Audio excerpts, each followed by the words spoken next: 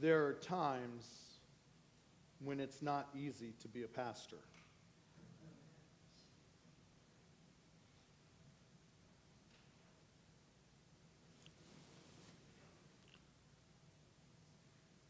Quite frankly, I think there are even times when it's hard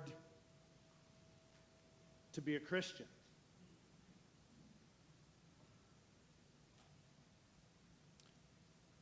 I think there are times even when it is hard to say we live in Dallas County.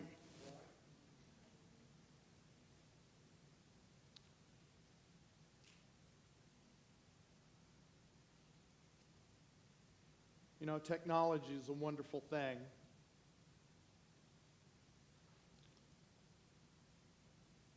When it works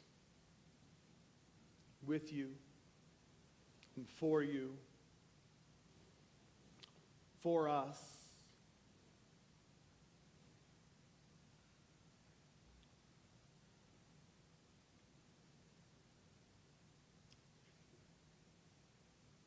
My friend Suzanne Castle posted on Facebook day before yesterday, after the assassinations.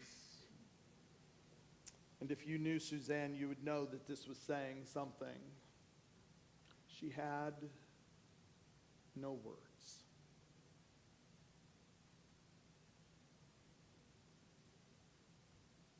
And in that thread, preacher after preacher and friend after friend said, "Me too." You see, we were insulated. You see, we hadn't had violence like this in our neck of the woods.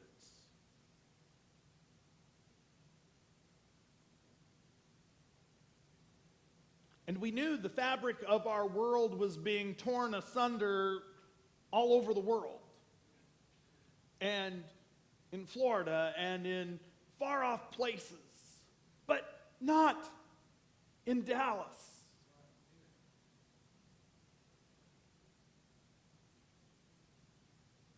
So when we turned on the news, when our phones started buzzing, when videos started showing up, we couldn't believe it. We wanted to be in denial. We wanted to say, "Not here, Lord, not us, Lord, no."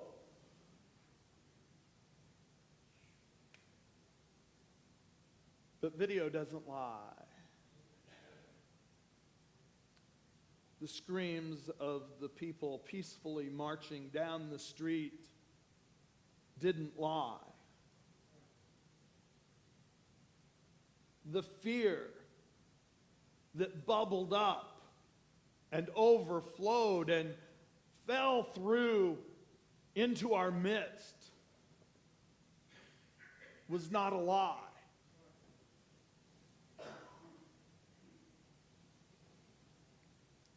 It wasn't 20 minutes before I got text asking me the question of questions.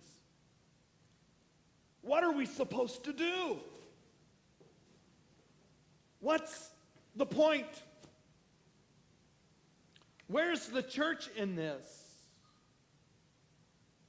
Where are the people of faith in the midst of terror? Where are the people of faith when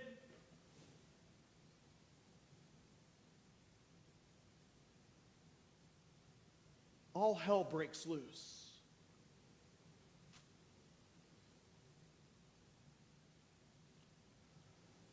And so pastors all over the Metroplex and worship committees and praise teams and organists and musicians and thank God for AV people,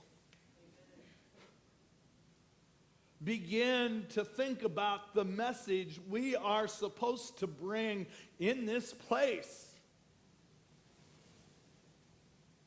And even when people in this place have fought against us, and have left us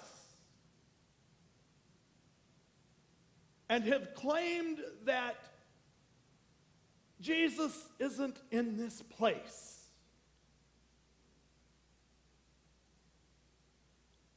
What shall we do? What word should we offer?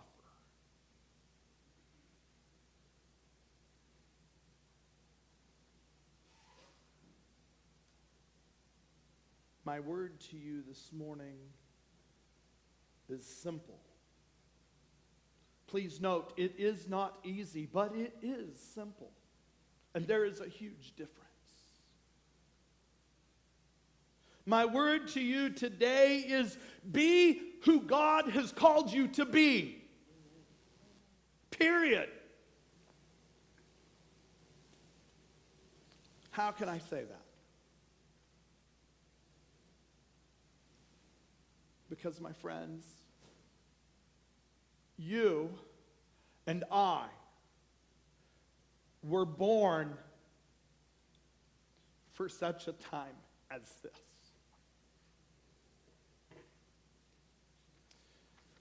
2,500 years ago, you think that terror is a new thing in our world, but it's not.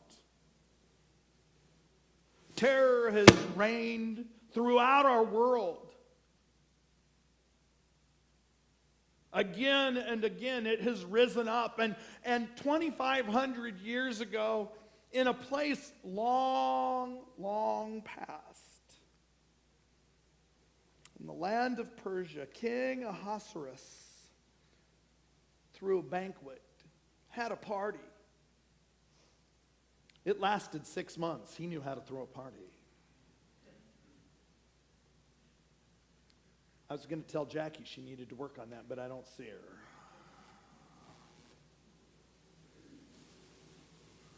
And the king got drunk. And he decided he was going to try to show off his queen. And so he had the servants call Queen Vashti into the banquet hall wearing nothing but her crown, because he wanted to show off her immense beauty and to brag to the people who were there at the party with him. But Queen Vashti, she had more class than that. She stayed in the bedroom. She refused to come out even at the king's bidding, and the king got mad. Imagine that. And so the king called his advisors together, and he said to them, "What should we do with Queen Vashti?" And they said, "Well, if you don't do something, then women all over the country are going to rise up and cause trouble for the men in our world." Isn't that the truth? And thank God for women who rose up. And so they banished her. And they began to look for a new queen, and they found one. She was beautiful. She was an orphan. Her name was Esther. Only Esther had a secret. She was a Jew. She didn't tell anybody because it wasn't good to be a Jew in Persia. And the king fell in love with her and married her and made her the queen.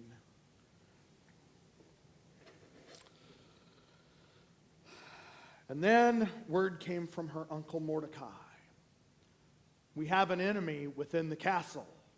He wants to kill all of the Jews. He wants to kill me and all of your kinsmen and all of the Jews in our world. And quite frankly, once again, we realize that that's not the only time that's ever happened. And terror began to reign. Mordecai says, "Esther, you've got to do something. You've got to speak to the king. You've got to intervene." And Esther says, "I don't think that's my job. I'm the queen. What can I do? I can't even get an appointment to see the king."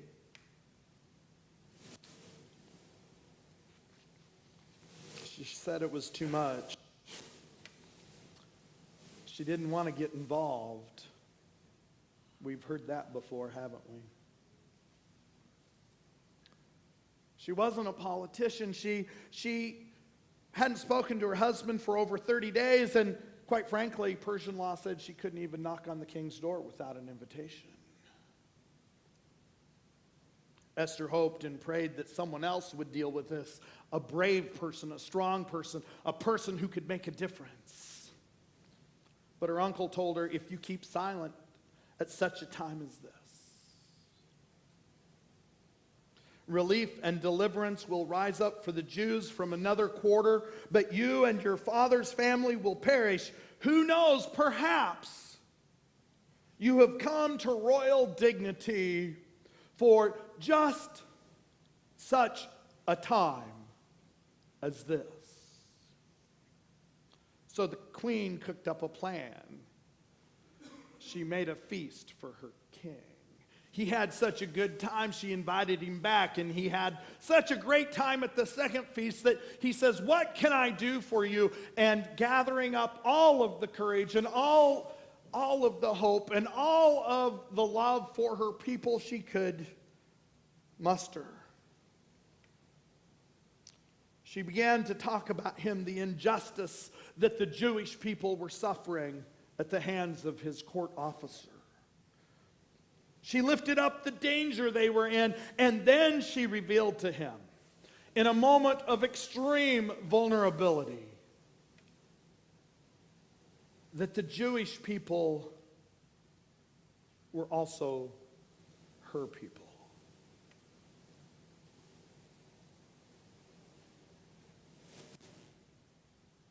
And then she asked him to save her people. And he did. Esther became the face of justice, the voice of hope,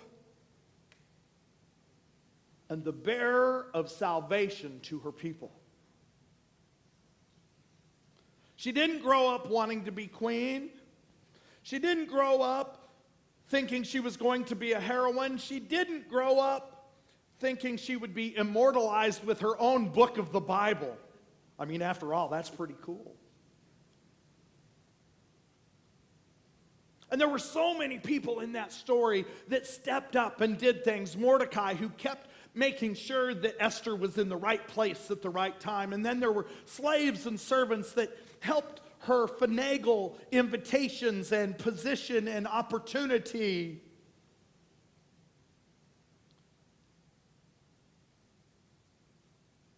The musicians and the dancers who made it possible to open the king's heart and his ears.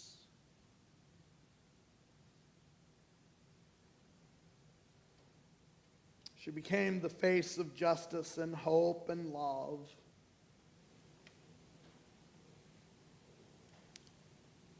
And my friends, that's what perhaps, just perhaps, you and I are to become for such a time as this. Esther's story tells us that we have so much more power than we realize. Most of us looked in horror thinking we could do nothing. But we know that's not true. People watch in horror as tragedy and terrorist act and bullying happens all around us. We see our challenged children and our homeless people on the streets, and we see people that we know need our help.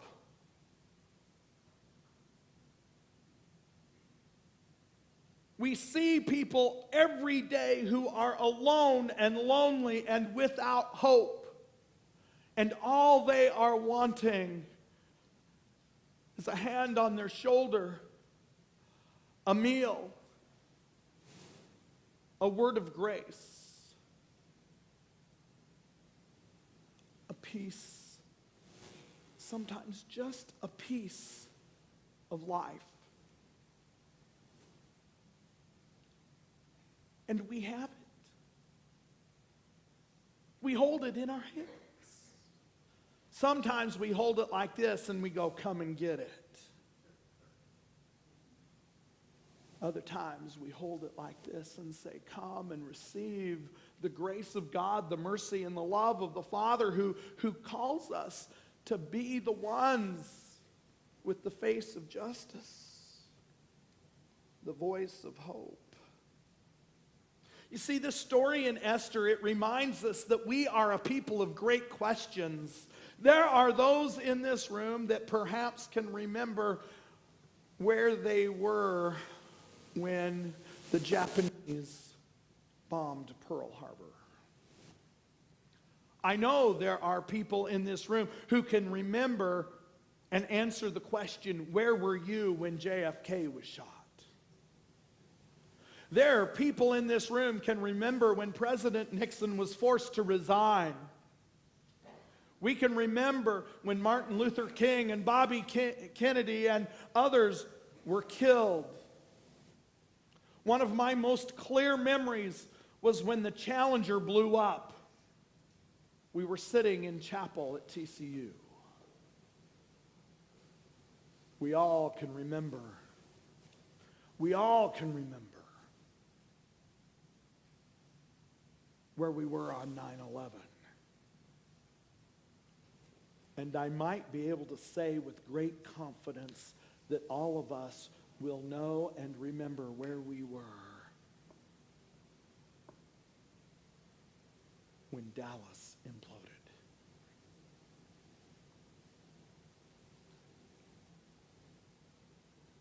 Some of you are out there saying, I wish he'd stop talking about this.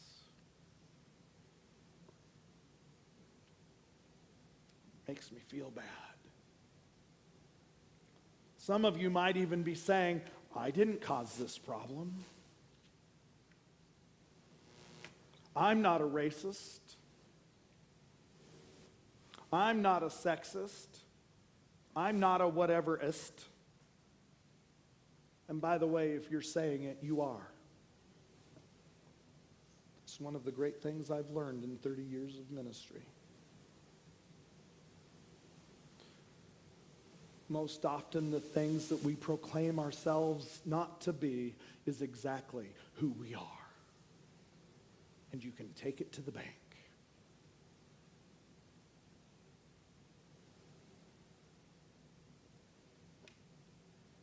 We can't stop talking about it. What if we are the ones God is calling to point out the injustice of our world? What if we are the ones that God has said, your job is to feed the hungry. Your job is to build the community. Your job is to care for the children. Your job, our job together, is to be vessels of hope and hands of grace.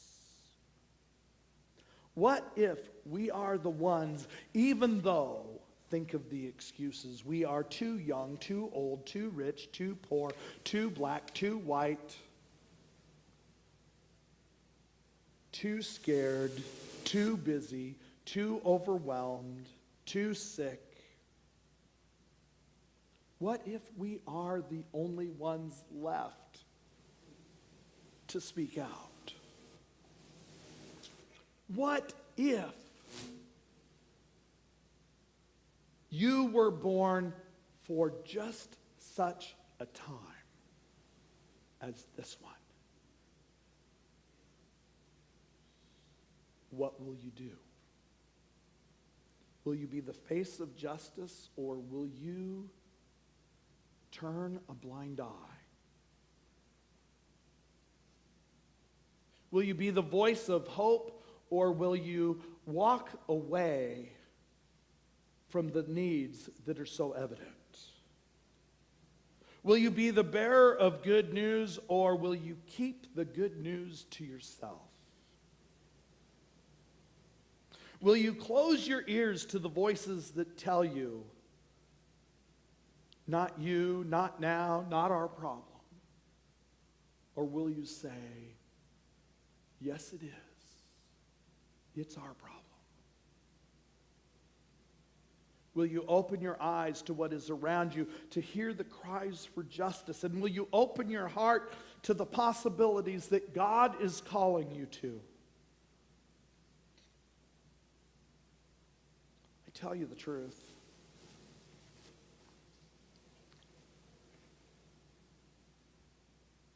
You and I,